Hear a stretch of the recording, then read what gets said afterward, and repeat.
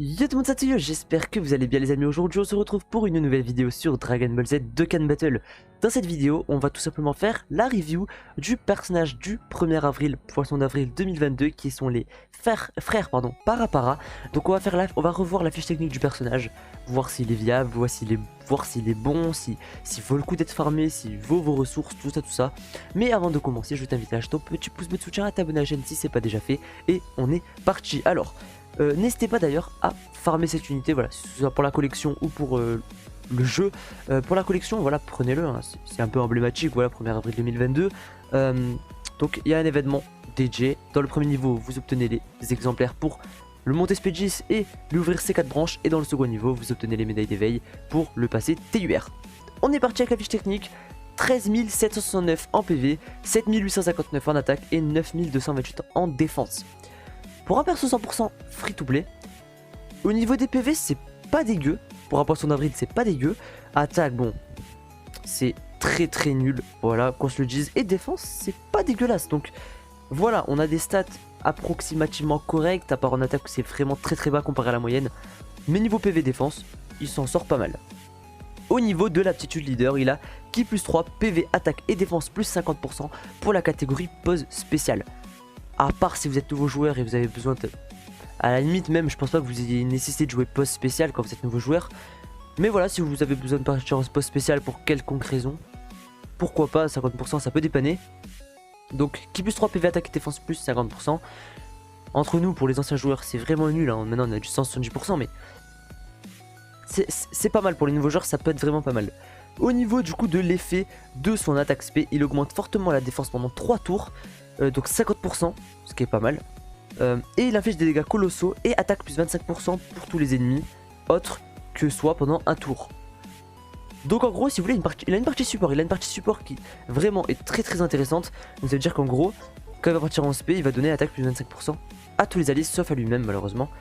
Il augmente la défense pendant 3 tours. Donc pour ceux qui voudraient savoir dans l'arbre, hein, si c'est plus attaque sup, esquive, critique, vous mettez full attaque sup.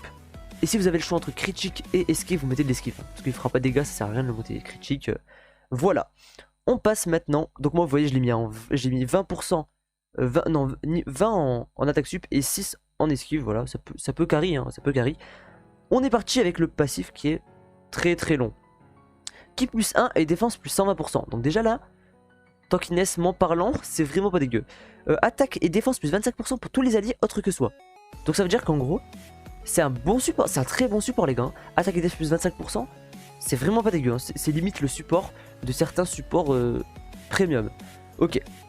En première ou deuxième position, lors de l'obtention de Ki, donc en gros, quand vous obtiendrez du Ki, donc une sphère de Ki random, voilà, du Ki, et qui soit en première ou deuxième position dans votre rotation, Ki plus 2 en plus. Donc en gros, ouais, il s'auto-suffit au niveau du Ki, il se donne Ki plus 2. En plus, si vous partez avec un bon lead, Ki plus 3, Ki plus 4, il peut partir en spé facilement, donc c'est pas mal. Attaque plus 25% en plus pour tous les alliés autres que soi. Ok, donc déjà, il a un support de 50%, ça veut dire, s'il est en première ou deuxième position, ça sera encore plus 50%. Les gars, si c'est ça sur le papier, c'est vraiment excellent, hein. Ok.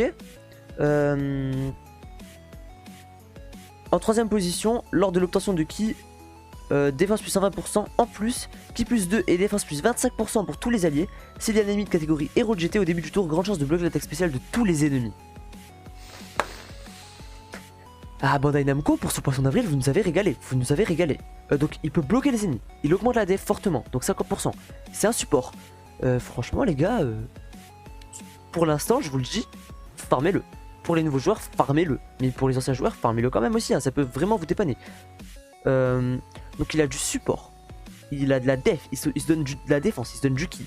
Il bloque l'attaque spéciale de tous les ennemis. En SBR ou en extrême SBR les gars, ça peut être vachement intéressant. Après voilà, il y a GT qui est pas mal au niveau des liens, mais après au niveau des liens c'est pas la grande forme. Et le défaut de l'unité, c'est qu'il a que 3 catégories: chercheur de boules de cristal, post spécial et force jointe.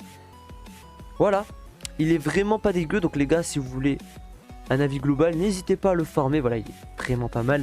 Donc n'hésitez pas à me dire ce que vous en pensez en commentaire. En tout cas c'est la fin de la review des frères Parapara 2 du poisson d'avril 2022. J'espère que cette vidéo vous aura un peu plus, vous en aura un peu plus appris sur la carte. En tout cas n'hésitez pas à me le faire savoir en commentaire, à vous abonner. Et on se retrouve à la prochaine pour plus de vidéos. Bye bye.